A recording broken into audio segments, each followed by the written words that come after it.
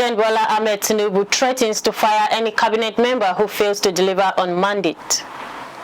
Federal civil servants jubilate as they receive the 35,000 naira wage award under the Consolidated Public Service Salary Structure.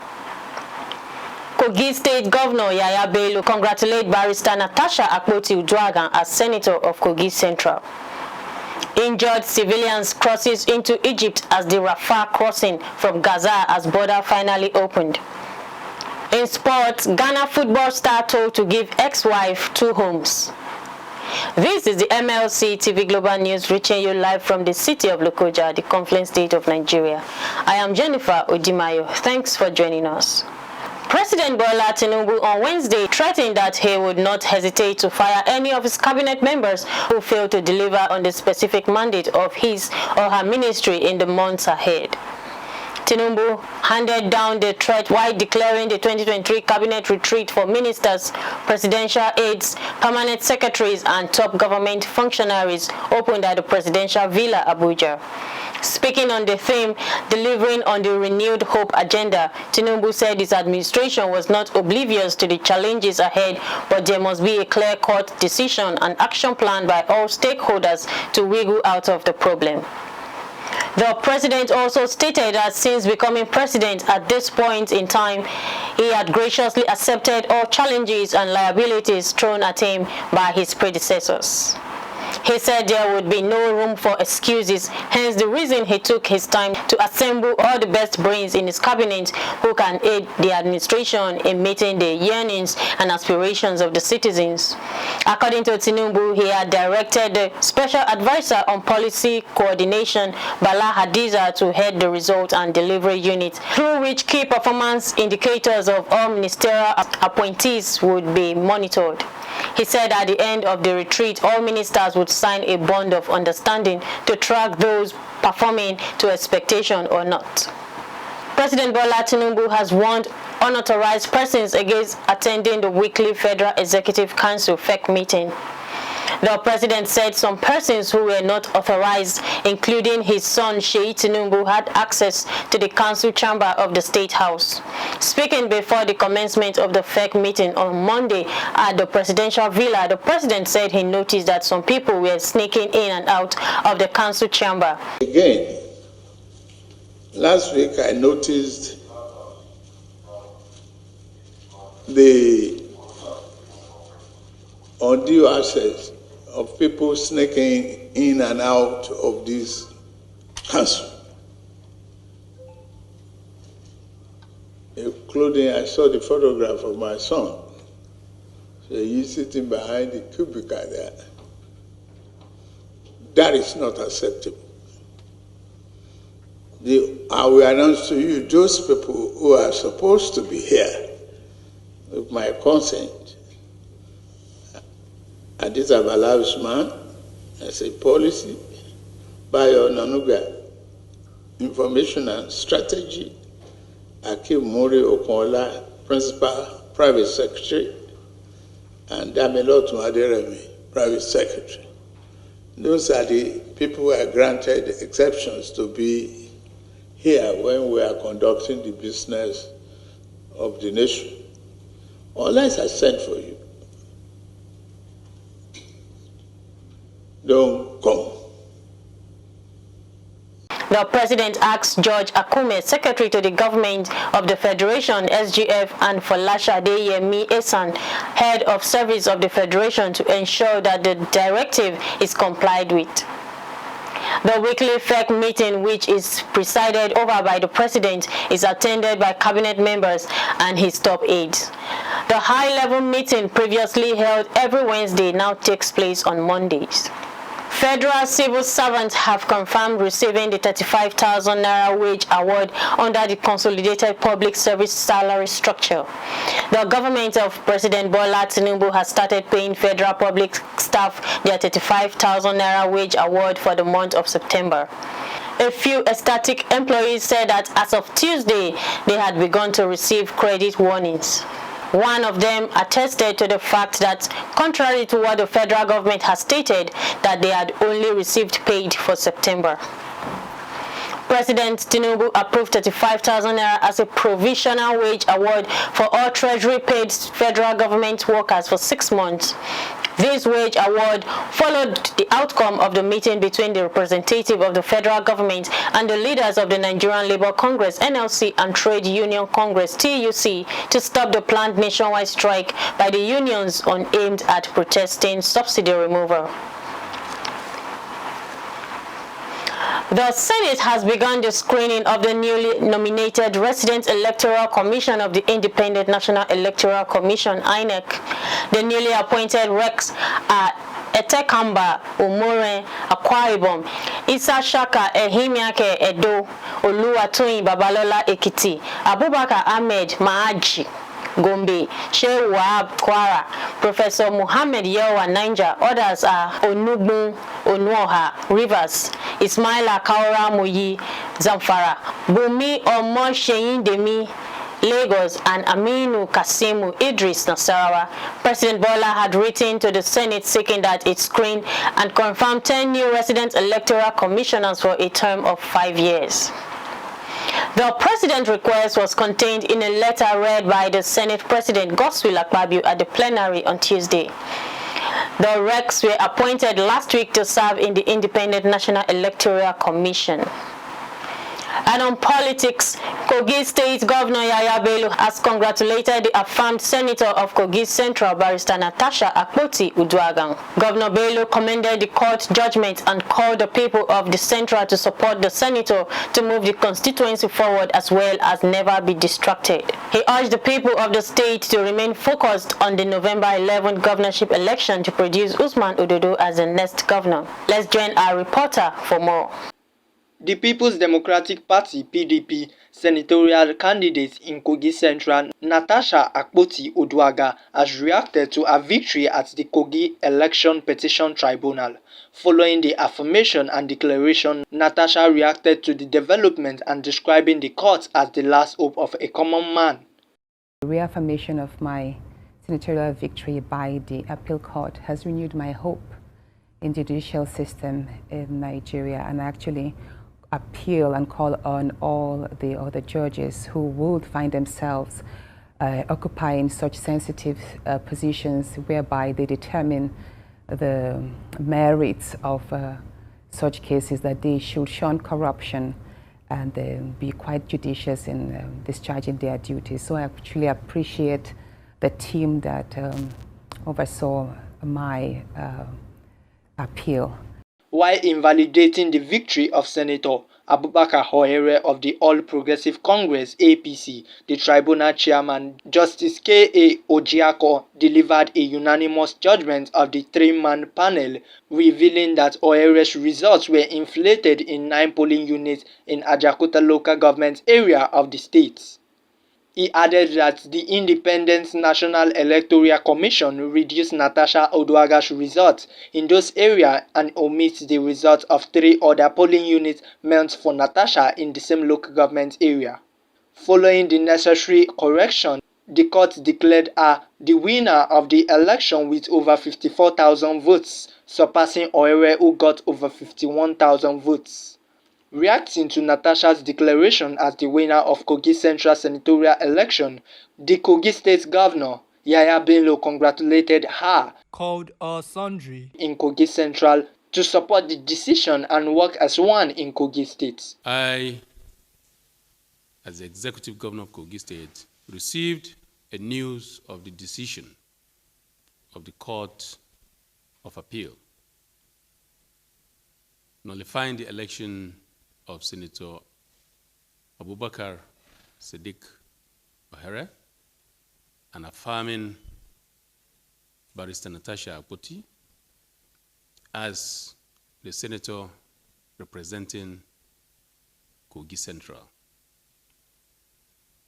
I accept the decision of the appeal court, and I use this opportunity to congratulate my sister Barrister NATASHA AKPOTI as the senator of the Kogi Central Senatorial District.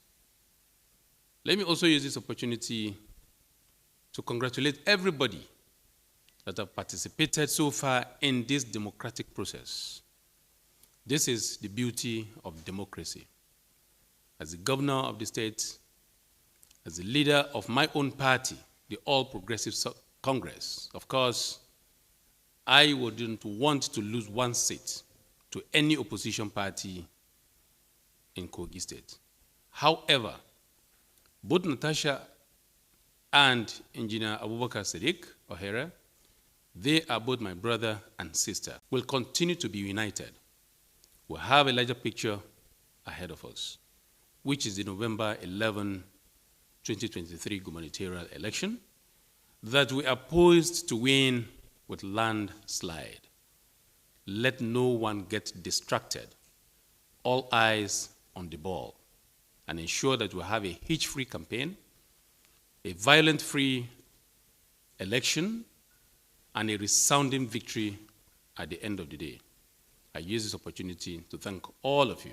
In a press release signed by the governorship candidates of the All Progressive Congress, Ahmed Usman Ododo, he stated that the verdict by the Court of Appeal affirming the decision of the lower tribunal on the Kogi Central senatorial election has further instilled in Nigerians the power of the rule of law.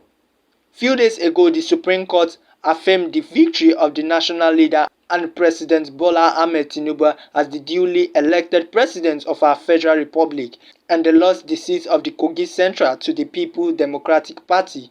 The party's candidate Usman Ododo stated that they cannot accept one and reject the other. As painful as the loss is, they have accepted the power of the rule of law in good faith and will move on unanimously.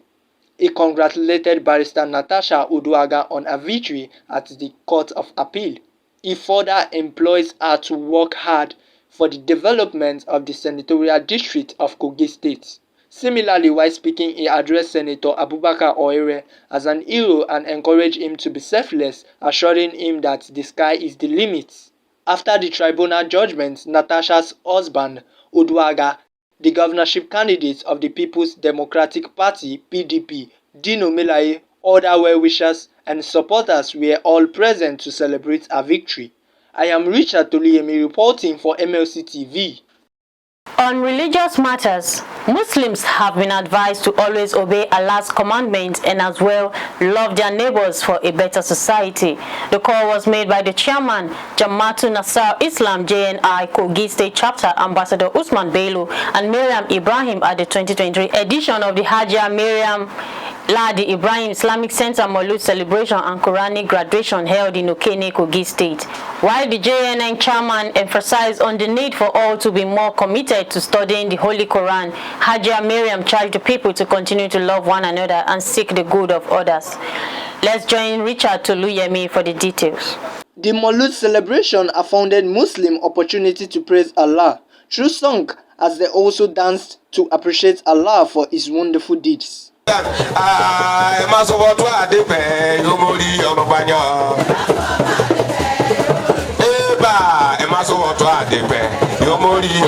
chairman of JNI in Kogi State, Ambassador BELLO, commended the organizer for her commitments to the worship of Allah and propagation of Islam in the state. He stressed that the benefits of appreciating Allah cannot be overemphasized, calling on Muslims to always seek for opportunity to thank Allah. Similarly, the secretary of Kogi State JNI enjoined Muslims to keep their faith alive in Allah, describing Islam as a religion of peace.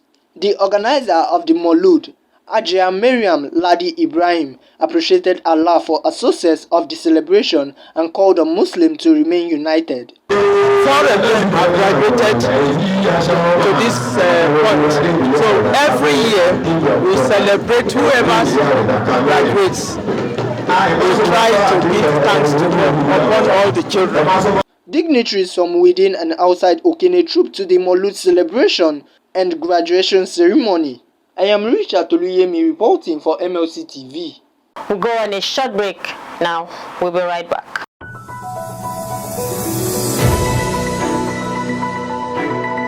MLC TV Online is here.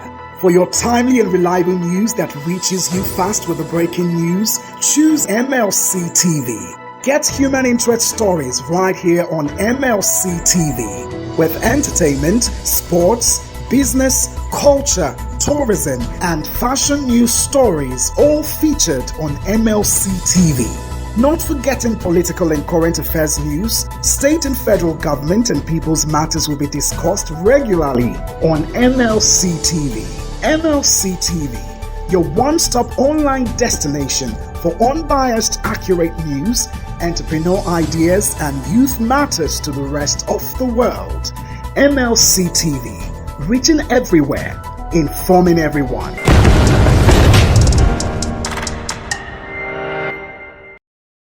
Welcome back. And on the foreign scene, the first ambulance carrying injured civilians from Gaza have crossed into Egypt through the Rafah border. At least 20 injured civilians have crossed into Egypt at the Rafah crossing from Gaza, with more expected to follow as the Gazan border finally opened for some civilians. BBC says 110 douane nationals also crossed into Egypt from Gaza. As a reminder, they are expecting around 80 Palestinian patients and around 500 douane or foreign nationals to be allowed to leave Gaza for Egypt today. 28 trucks were also allowed into Gaza when the border opened earlier. Uganda troops have killed at least 11 militants, including the attackers who murdered 2 tourists and their tour guide at the Queen Elizabeth National Park last month, an army spokesman has said. British citizen David BELLO and his South African wife Emma YAHAYA were shot dead on their honeymoon in the 17th October attack by the Allied Democratic Force ADF. Uganda tour guide Eric Alia, who is survived by his wife and 1-year-old child, was also killed in the attack. The Uganda People's Defense Forces immediately launched a massive operation to track down the militants. UPDF spokesperson Lieutenant Colonel Dio Akiki said the attackers were gunned down on Tuesday night on Lake Edward near the border with the Democratic Republic of Congo. ADF is an Islamic State-linked rebel group with a presence in western Uganda, but which mostly operates in the eastern part of Democratic Republic of Congo. In June, ADF fighters raided a Uganda school in a surprise attack, killing 41 children. Let's join Jonah Malik for sports updates.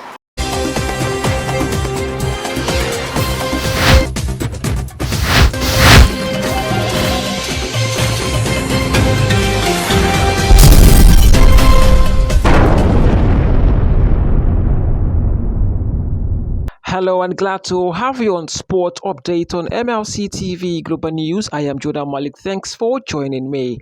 Former Nigerian international Peter Rufai has called for early preparation for the Super Eagles ahead of the 2023 African Cup of Nations. In an interview with sports writers, the 1994 AFCON winner stated that early preparation will help the team bond and harness their plans properly before the showpiece in Ivory Coast. The Nations Cup, which features 24 African teams and runs from January 13th until February 11, 2024, will see the winners and runner-ups in each of the 6 groups, plus the best 4 third-place teams reach the knockout stage. Here is the 2023 African draw in full. In Group A, Ivory Coast, Guinea-Bissau, Equatorial Guinea, and Nigeria. Group B, Mozambique, Cape Verde, Ghana, and Egypt. Group C, Gambia, Guinea, Cameroon, and Senegal. Group D, Angola, Mauritania, Burkina Faso, and Algeria. In Group E, Namibia, South Africa, Mali, and Tunisia. And in Group F, Tanzania, Zambia, Democratic Republic of Congo, and of course, Morocco. And that's all on Sports Update. I am Jonah Malik reporting. Back to our caster for more stories.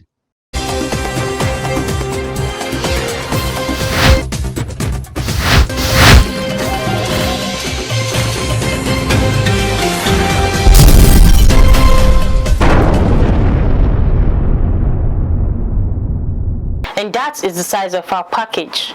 Do support us by subscribing to our YouTube channel, Malachi TV. Like and follow our Facebook pages, MLC TV, MLC TV2, MLC TV Yoruba, and Igbiravabe, MLC TV. Instagram, MLC TV 2021, Twitter, Malachi TV, and TikTok, Malachite_TV. For your event coverage, appearance on any of our programs, contributions, comments, advert placement, or sponsorship, please call or send SMS to any of our numbers displayed on your screen. Join Malachi TV online on weekends to watch our various programs. Saturday 7 p.m. Political Arena, Sunday 6 p.m. Women's World, and Monday 9 a.m. The Opinion. It is Malachi TV, reaching everywhere, informing everyone. Please be your brother's keeper to build a happier and better society together. I am Jennifer Odimayo. Thanks for watching. See you tomorrow.